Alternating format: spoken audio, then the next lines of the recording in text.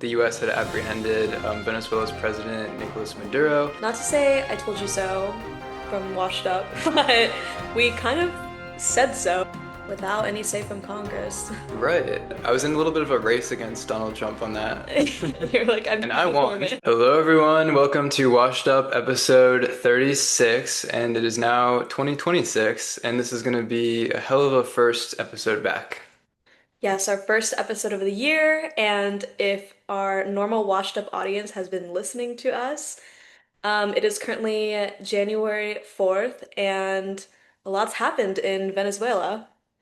Yeah, the news broke basically yesterday morning that overnight the U.S. had apprehended Venezuela's president Nicolas Maduro and had taken him back to the U.S. to stand trial for the charges he was indicted on in 2020, such as drug trafficking and narco-terrorism. Him and his wife, they're currently in New York as of what we've heard today. And not to say I told you so from Washed Up, but we kind of said so, which is honestly crazy. Even the last clip of what we had said in our last episode was wishing for no war in Venezuela and world peace. I hope you have a great Christmas out there, and all I want for Christmas is world peace and no war with Venezuela. I'll second that. I was kind of invoking Melania Trump there when she had said that she wanted peace on the world and health for everyone. But anyway, we did not end up getting our wish because technically we could say that that was a war. It happened very quickly, apparently like 30 30 minutes. minutes. In 30 minutes, the US was in and out with Maduro, but technically I would call it an invasion at the very Right. least, as we were sending troops in 150 airplanes over there. And they bombed a couple of sites. Allegedly, according to President Trump, there weren't any US deaths, but we don't really know so much for Venezuelans. Yeah, I think more information will keep coming out. But right now, I think everyone's been on social media talking about what's been happening and a lot of different takes, a lot of controversial opinions, and we're here to talk about our reactions to it. So what did you think when you first saw headlines? Well, like we said, it wasn't super surprising. It was a little bit predictable because, again, I think the US kind of recycles the same playbook over and over again. So we had seen this before where in Iraq they had said, Saddam Hussein has weapons of mass destruction, therefore we need to go in and take him out and topple his regime. So I wasn't really shocked because it really was using that exact same playbook again. Hmm. This had been building for a long time. Apparently, they'd been training, preparing for this invasion for a couple of months now, and it kind of went about as I would have expected. They took him in the middle of the night, and I'm just glad that there wasn't an escalation, and maybe they exchanged some fire with Venezuela, but that no one else was killed, at least not on the US side, as far as we know. Like you said, this has been pretty predictable. And I think that when I first saw the news, it was, first of all, it's like that whole shocking but unsurprising thing that we always seem to talk about when it comes to Trump and his presidency and in the actions that the admin has been taking. But yeah, I think that mostly I was like, oh wow, of course this is going to happen in the first couple days of 2026. My second reaction was fear for people in Venezuela. Like, Yes. what does this mean for the rest of the country if their leader has just been toppled? Anytime there's a regime change, regardless of who is initiating it, whether it's coming from within with like a coup or coming from outside, like the US stepping in, it's Right. going to create instability. Right. And like you said, we've seen something like this happen before, so we can only predict what's going to happen based off of past events, like when it happened with Iran and seeing how they fell into corruption and so much instability after the war. Yeah, so in the 70s, the US similarly toppled a leader in Iran and put up this new guy, the Shah of Iran, and then that led to the Iranian Revolution in the Hmm. end of the 70s. So, like, whatever the transition plan is here for Venezuela now that their president's gone, there's been some talk about what does it mean? Are they gonna is their vice president going to become president, or is the U.S. going to install someone similar to what we did in many regime change wars throughout the last century? And even Trump himself is probably looking over. I think I've been seeing things about him wanting to also just take up that position of running it himself, which would be actually insane. But maybe unsurprising, like we've been saying. I've been trying to look through social media and different sources to see how Venezuelans in Venezuela are feeling about what just happened. And it's really hard to sift through because I think the initial reaction was there was a lot of celebrations, but some people are saying that that's not true and not everyone is celebrating, and that's just coming from like Venezuelans outside of Venezuela. What have you been seeing like on the social media reaction landscape? Yeah, very similar. I've heard that a lot of people hated Maduro, so there's no Yeah, question about that. And yeah, he was a brutal dictator who ran that country. He came to power in 2019, but he was following after Chavez in the way that it's basically an authoritarian dictatorship, and that let him do whatever he wanted with whatever power he was able to wield. And we on this show are yeah. clearly very against authoritarianism in all of its forms, and that includes dictatorships like Maduro. So it's like we're glad to see him go, as I'm sure a lot of people in Venezuela are as well. But under what costs? Like, what Mhm. is going to push back against this? Especially when it comes to US intervention. Like, I don't I think a lot of people are against US intervention in that way, and a lot of people weren't expecting when Trump was running, a lot of people wanted to believe that he wasn't going to do things like this. And I mean that's like a major part of like what his campaign was, running as a non-interventionist. Right. So Trump had said on the campaign trail, no new wars was a big priority for him. Yeah. And we've seen in the first year of his presidency how that has not turned out. And also at his inauguration, he had mentioned that he would be judged by the wars that we never got into. Again, kind of ironic with him bombing Iran last year and bombing all these other places, and now what just happened in Venezuela. To his credit, though, the wars that he tends to start tend to be very short and very low cost for the US, but we don't know if that trend will continue. He said he's open to sending troops to Venezuela to stabilize that country if we have to. Yeah, I'm like I don't know if it counts to say no new wars and to have started a majority of them. Right, we talked about that in last Last episode episode, as yeah. well. And there is an obvious plan for transition here where Maria Corina Machado, who had led opposition against Maduro, could be installed as, or elected even to be Venezuela's president. But have you seen any of the US talking about what their plans are for her, for the leadership in Venezuela? I don't think they want her to be in charge, no. Right. Trump had made Like some it's very comments. not. So someone had proposed, Machado stepping in and taking up the mantle that is kind of hers to take in many ways. And Trump was like, I don't know, we'll think about it. Like that's kind of the vibe He's he was like giving. brushing it off. Yeah. He's like, let's put a pin in that. And so the language that Trump used yesterday was that the US will be running Venezuela Right. in the interim. But how long is the interim Hmm. is the question. We were joking over text about like the Hunger Games, that scene when President Coin is stepping in as Snow's they're planning on killing Snow and she's like, "Well, I'll be the president." And Haymitch is like the interim president for like how long? And then that's like kind of the scene where Katniss decides to kill Snow in the end, or to kill Coin in the end too, because like her namesake, they're both just opposite sides of the same coin. And I almost feel that way about like what's happening right now too.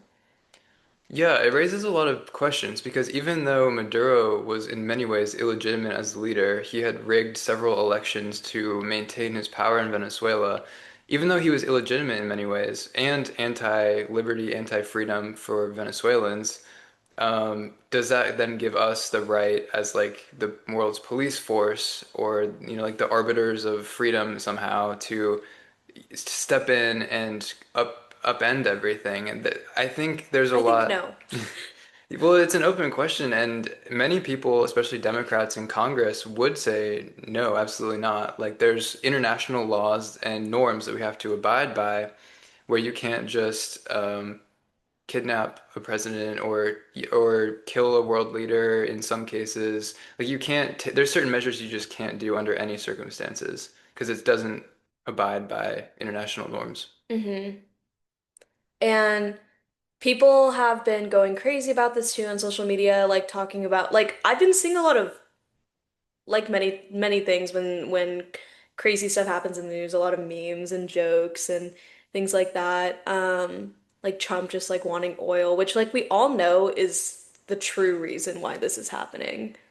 Right, that was another thing we talked about last episode, and how, Venezuela has all of these natural resources and oil, similar to some of the Middle Eastern countries that we had previously invaded under other pretenses, Right. and how much of his justification for the indictment against Maduro and then arresting him was based off of, the real charges against him versus a pretense to go and do other stuff in Venezuela.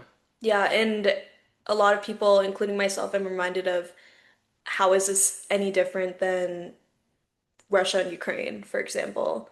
Like if they're not allowed to do that, like why? What makes us be allowed to do that? Right. So the idea that Russia invaded Ukraine back in Hmm. 2022, and everyone was very mad about it, at least initially, because that's one sovereign country invading another sovereign country. Even though they have this whole history between those two countries about like what regions might belong to who, and it's very complicated, as these things often are. But same idea, sovereign country invade sovereign country to topple that government and take over the land. Is that Where we not have what we the just resources. did? Is that not similar to what the US just did to Venezuela? I mean, pretty similar. Yeah. The other one that stands out to that point is Hmm. Taiwan, because we have forever kind of held this position of maybe if China attacks Taiwan and tries to take it back, maybe we'll come to their defense, maybe not. We kind of waffle about it. Right. But now it's like we would have pretty much no moral claim to defending Taiwan, as we're showing that we're willing to also We're invade. also willing to evade for the same reasons. Yeah, for very similar reasons. And it in some ways, I do think this invasion by the US kind of startled the other world leaders, and I think they probably would be impressed by like the speed and efficiency with which we took 30 Maduro. minutes. Apparently, yeah. It's like an episode of Friends. But in another way, it also gives them the permission to engage in similar behaviors that we would not want our enemies to Like engage you're in. saying that it would set like this precedent. And there have been other instances, like in Panama, at one point, the US had gone in and basically indicted their president as well, and similar deal. So there's some precedent for it, but is it a precedent we want to continue reinforcing on the world stage? I'm not sure. I'm not sure the answer is yes. I mean, do you think that this will lead to the US taking further action toward enemies like Cuba or even like North Korea doing similar things? I can totally see that. I can see I could see Trump using this as his precedent to go to other similar places and do the same things if but only if they have something that he wants. Mm. Because it seems to me that he likes to pick and choose. Like in the last episode, how we were talking about Honduras and how, I mean, it's not new that he has his own agenda when it comes to foreign affairs. Right, so Trump had pardoned the president of Honduras who was facing similar drug trafficking charges, or had actually been convicted of those charges. And it raises the point that, and Marjorie Taylor Greene on Twitter was pointing this out as well, that there's a lot of hypocrisy for apprehending Maduro, yet pardoning the Honduran president for his similar actions. And that seems to be the leading indicator that what they're actually after in Venezuela was not the fact that he was a narco-terrorist, but but seems to be more for the natural resources. mhm. I like that someone like MTG is speaking out further even after she's been ousted by the MAGA gang, because I think a lot of the time when Trump ousts someone from his MAGA-ness or from the Republic, quote, the Republican Party, um, a lot of people fall into silence, and to see people still speaking back out against it, I think is a good sign to me. I'm very nervous about what this portends for the Republican Party, though, Hmm. because as you had mentioned, on the campaign trail, Trump was very anti-war and wasn't going to start any new wars, and I feel like that's what people voted for him for in many cases. So the Republican Party was leaning anti-war up until then he got into office and, like you said, was pushing all these different agendas that in some cases involved military campaigns and initiating like at least regime change wars, if not like all out wars. But what do you think this means for like the future of the Republican Party and what they now have on their agenda? I'm hoping that people who, like regular voters and civilians who are voting for and supporting Trump or voted for him because of the whole anti-war thing and, non-interventionist thing, that I hope that they wake up and are like, okay, wait, like maybe he's gonna lose support. But on the flip side, maybe they're just gonna follow. I can't really tell like which side is trending which. I do see people talking about it online. Like somebody had commented something on a post and they're like, I used to be a Trump supporter, but this is like the final straw. And the pendulum always swings like back and forth when it comes to extreme right and extreme left. I always think that like in the US government wise, like whether somebody's going to vote one way or the other way. Like it seems like a good chance for the Democratic Party to step up right now and be like, this is what we believe in. It seems like a good crack to like break through. I know that Cory Booker was very publicly saying like that this shouldn't have happened the way that it happened, and Kamala Harris as well had said Yeah. it was unlawful and unwise, and take that for what it is. But I agree that there's sort of a realignment that might have to happen around this issue of war and intervention. From my standpoint, I feel like both parties are equally unprincipled when it comes to war, and that both of them are perfectly willing to engage in wars abroad if it serves their ends, whatever that end may be. Yeah, I see that too. So a bit troubling there. There's a lot of backstory here about why it's so hard to kind of separate like politics from war and military Right. because as Eisenhower pointed out in the 50s or 60s maybe with the military industrial complex, how a lot of industry is tied to like cozy relationships with the government when it comes to like producing airplanes and all of the bombs that you need to do to conduct a war. And a lot of people in Washington There's a have lot of money tied to war too. mhm. There's a book that I haven't read, but I've heard people speak about called War as a Racket, and it's basically like detailing Mm. in the US's history how, again, certain like war industries have benefited greatly from all the different wars that we've gotten into, or that people are actively like lobbying for because they have special interests. Hmm. And I think, yeah, and I think you see that throughout history. I was even reminded of all of this when we saw the military parade, like in person, like hearing like the history and seeing like all the tanks and stuff in person. I'm like, oh my God, this is so much like money and power and history and just our military. Right, and also as you were saying with the military parade, there's something about like the show of force that I think gets a lot of people going because it stirs up this sort of like patriotic, nationalist, un like undercurrent, Hmm. and it speaks to people who I don't really know. I personally don't get it, but the people who are super like gung-ho about getting into wars, I feel like it's an overcompensation for something about their own life, like something that they lack. Maybe like Who do you think are the people who are gung-ho about getting into wars. Like, To me, Hegseth seems pretty like rah rah rah about getting into war. well, yeah. I mean, even just when we saw like their group chat about bombing the Houthis back with the Signalgate scandal, the ways that they were talking in that chat He's way was too, very mind-blowing to yeah. me. So I think Hegseth has a track record of, leading the Pentagon and whatnot. Again, it's like he maintains relevancy by getting us potentially active in different regions. And I think Rubio, the Secretary of State, has shown he's not opposed to a war every once in a while. That's a nice way of putting it. Um, I'm really interested to see how everything plays out. I think, like we were saying earlier, we can look at what's happened in past times that the US has intervened to see how this is going to affect the Venezuelan people. Right. And we brought up a couple of examples like Iran, but same thing with Libya, Libya. Syria, and It never ends well.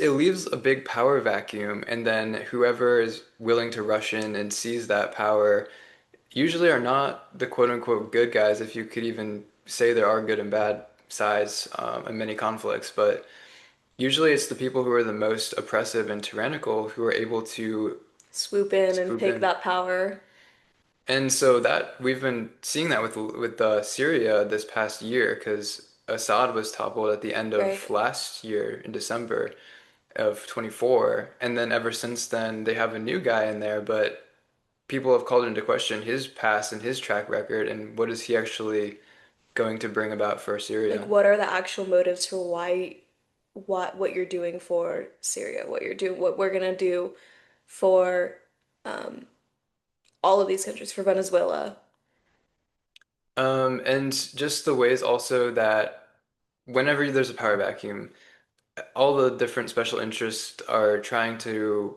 um, boost their representative, the person who they think will be most in favor of promoting their interests in that region. And so it gets very messy because the conflicts that happen in these like Middle Eastern countries or that's going to happen in Venezuela is going to kind of be like a proxy fight by all of the different outside countries that have a vested interest in that region. So it'll be really interesting to see whether they are able to put Machado in charge or if it's going to become this petty infighting um, with bigger players outside of it watching and rooting for the different sides. I know Trump will try to stay involved, so we'll be probably hearing a lot from him.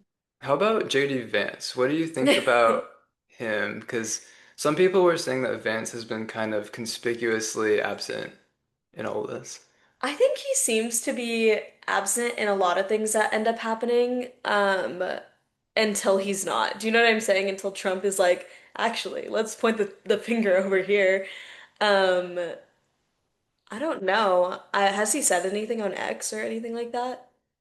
I He mean, you're did. on X more than I am. Oh God, I wish I wasn't on X, but he did. He said on X that he said like for people questioning the legality of this, we've essentially like done certain things like this before, and Maduro had been indicted on drug trafficking, and he was basically defending the legality of what they did. And then I saw someone retweet it saying like, "Yo, law school has a lot to atone for."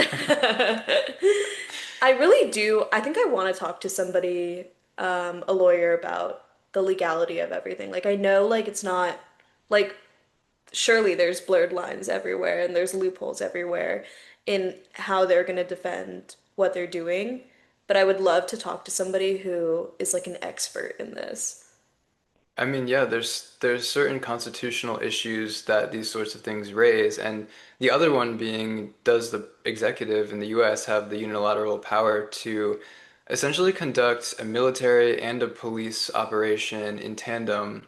without any say from Congress. Right. I mean, that's a huge thing, and we had brought that up with Iran too, where that was all done Yeah, unilaterally. it's like where's the balance of powers here? Like like that's the whole point of how our government works. Like these congressional powers are important, and I can't see how it is legal, but we'll see how Trump or others defend themselves.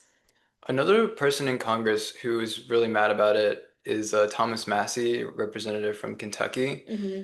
Similar deal. He's against all of the regime change stuff that we've been flirting with around here and there. And a lot of times the congressmen who oppose these types of things, they do so because the US is facing a lot of domestic issues, and it's not really clear how this is going to solve any of our domestic problems. So what are some other things that are happening in the US that we could be focusing our resources and attention on, but are kind of falling by the wayside as a result? A lot of people not being able to afford where they live right now, where we need more money in places where people are struggling. Like, I mean, I feel like we always talk about how like Gen Z people like can't really afford their life right now or like what they're supposed to have in their life. Mhm. Yeah, so right before Christmas break, Trump went on television and did this huge speech about like affordability, this and that, and the economy is actually doing great. And and everyone, including myself, thought that he was about to announce that we were going to war with Venezuela Yeah. during that televised address. Everyone was like, let's like on the edge of their seats about this address. But instead, he went on this long-winded, rambling rant about affordability. And he was doing that kind of in response to, like, let's say Zoran Mamdani, who had really hit on affordability on his campaign and gotten elected on that issue. Hmm.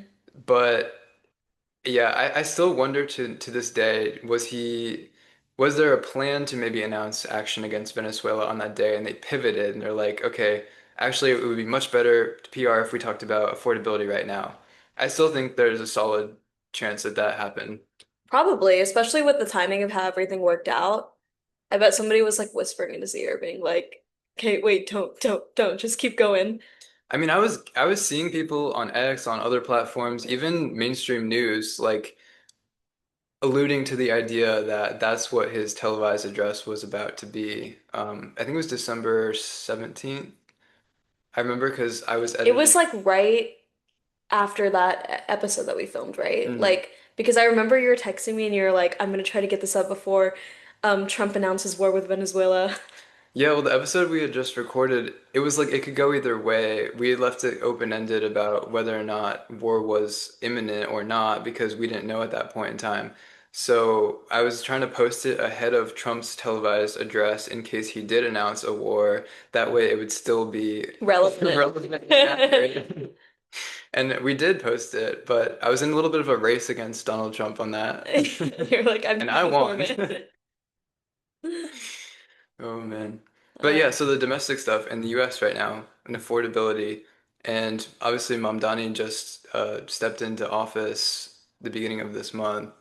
Have you seen anything with that? I'm interested to see how everything is going to change in New York. I mean, even we were talking about the race initially, we were like, going over the different things that he was running on and talking about maybe like the pros and cons of if he would win, or like maybe this was after he won and we are just talking, Mm. shooting ideas out.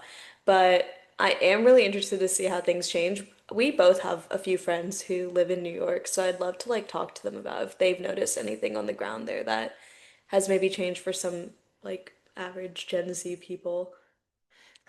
I did see a funny thing where someone had posted about Maduro better be careful now that he's in New York or he might be radicalized. Oh my I was God. like, too far, No. but kind of funny at the same time.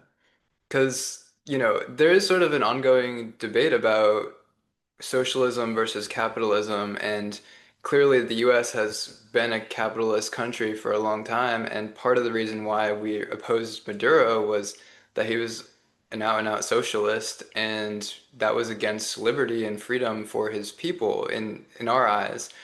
But now, as the US is sort of trending socialist in its own way, not the same as perhaps like an Like a oligarchy traditional dictatorship. socialist, I don't Yeah. think. But having like more subsidies and more price controls and more regulation and this and that, it's socialist in its own way. Um, Socialist tendencies, as we like to Socialist. say. Yeah, it does kind of raise questions about like where do we stand in terms of our capitalist history, and even Trump himself has like the U.S. government took a big stake in Intel, which Mhm. was making a lot of free market capitalists angry because they're saying you can't just like have government intervention in the market or in um, technology industry saying it's national security, but Which then I also disagree with. yeah, I mean, I think anytime the government like puts its thumb on the scale for I'm like, I think that industry, the government should be completely like non-intervening in the market. it gives them too much power to mess things up, if you ask me. Right. Which is also my critique of Mamdani too, where I do think there's going to be ripple effects of all of his policies that are going to end up hurting the people that he's professing to care about and help. I'm hoping that it all goes well in New York. I'm hoping to see some changes there. How long do you think it'll take for some things to be changed there? Have you heard about anything happening in Not the first really. like month? I mean, a month's not that long. Yeah, no. See, he's actually only been there for a couple of days because I think he took over the mayor. His inauguration was the beginning of January. Yeah. Um, oh, I did watch part of his inauguration where he was saying that we're going to replace the frigidity of rugged individualism with the warmth of collectivism. I hated that. I hated that with every fiber of my being because I just think not that there's anything. Okay, collectivism just has a terrible track record. I'll put it that way. Like, look at other countries like the USSR, um, China when it was communist. Just the idea that we're all going to collectively pool all of our resources and it's going to uplift all of society and we're going to get rid of capitalism and everything will be solved. I think we see way more often it brings everyone down to the same level of mediocrity, it makes everyone more poor, and um, yeah, it crushes opportunity, innovation, growth. It's like collectivism is not a word that people should like in the US. I don't think that in the US, I mean, okay, I don't think it's really possible to get rid of capitalism in the US. Like, theoretically, I think a lot, I think that a lot of things could possibly work, but in practice, I really don't. Um, so we'll see how those policies work out over there. I do really hope that that somehow the wealth gap decreases under some policies that he's bringing in. But I kind of am referencing like our conversation that we were talking about when he was first elected about how many rich people will get around loopholes and then it'll end up hurting like middle class people more and more, hmm I do think that could happen, which I'm hoping it doesn't, but we'll see. and yeah, again, the stifling of innovation because you're taking taxes from corporations takes away their ability to reinvest that money in ways that might be transformative, innovative. So here's the thing. I do understand what he's saying about the frigidity, rugged individualism. Like I get what he's saying because I do think a lot of people have this mentality of like it's a zero sum game. Like I win, you lose. Which And I also don't agree with in terms of yeah, it's like horrible. it's like a like have you guys ever heard of like the negotiation like pie? Like No. collaboration, like in collaboration and in a negotiation, like the perfect collaboration is that you all get a piece of the pie, but it's not just like your opponent doesn't get no pie and you don't get all of the pie, Right. but you get pieces of it because you're collaborating together. Yeah, so like I know what he's talking about where that zero sum thinking that is kind of a product of capitalism taken to its most extreme. Like we saw in like the Gilded Era how they would stamp out all their competitors and control the prices with monopolies. Like that's capitalism at its extreme. And it is something to be cautious about, I think. But capitalism at its best also encourages like you said, negotiating, working together, pooling your resources, not in a collectivist, like we're all going to share the same resources way, but like I'm going to attain as many resources as I can, and you do the same, and then we'll use that relationship to benefit both people and all of society as a by extension. Um, I think capitalism is way more amenable to trade and to when people have their own property, that's the first thing. You have to have your own resources to trade. Mhm. And if everyone is sharing their resources, it kind of breeds this complacency and this lack of productivity, lack of growth, I think. Just saying, we do understand what I think Mamdani is trying to say. I just disagree with his solution, which again, collectivism, terrible track record, never works. We'll try to think of something that bridges the I two. always think about this project that one of my friends had during college, and it was like create the perfect government in your eyes or something like that when it comes to I think that the topic that he was doing was like healthcare or something like that. So he had to like make this whole government based off of solving healthcare or something like that. But I always think about like what my government would be if I had to create the perfect government because I don't think it would be a zero sum of like any of the branches of government that we're talking about. Like I think that I would pull different things from different areas. And I'm always curious to ask people what I think their perfect government would look like. My perfect government would only work on a smaller scale, I think, because I think a lot of the time community works better when it's like on a smaller scale of things to do because people have more of a say and more of like, I guess, identity when they're involved directly in lawmaking or in making a change versus why people feel so helpless within, like, I guess, like federal government. I totally agree with everything you just said on that, with the local having sort of preference over bigger levels, federal levels of government. Because what you said, when people feel like they have a personal stake in it and the decision-making process, it makes the policies easier to implement and people are more receptive to them and responsive to um, whatever the policy ends up being. Like, that's the type of, I guess, like community government that I would want As for the federal government, I think the three branches of government is pretty effective. when it's When practiced correctly. right. And like the separation of powers, I think is genius. I gain an appreciation for it every single day that I'm in DC when it's working. It's like, I gain in the appreciation of the need for it. let's, yeah. Do you have anything else that we want to talk about for the end of this episode? Not really. We're still tracking the tariff ruling, which the court has not yet issued, but that's another separation of powers issue that is going to be very relevant very soon. And we are also still planning on our live stream. Like, I know the last episode we were like, the next time we see you, it's gonna be live, but then all of this happened and we were just like, we need to record an episode ASAP. Yeah, and I like this how it worked out a little bit better. We'll have many different surprises for the live stream, but the surprise of Venezuela being toppled overnight is maybe not something we want to handle on No, I live. don't wanna, I do not want to talk about that live. Though I don't think we did Only, too bad talking about it only, right now. yeah.